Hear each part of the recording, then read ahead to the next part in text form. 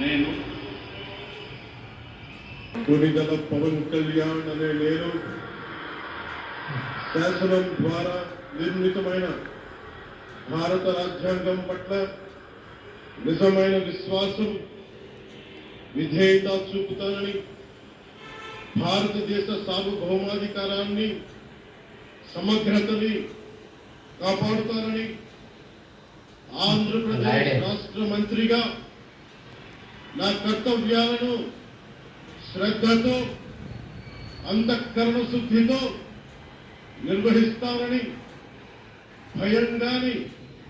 పక్షపాతం గాని రాగద్వేషాలు గాని లేకుండా రాజ్యాంగాన్ని శాసనాలని అనుసరించి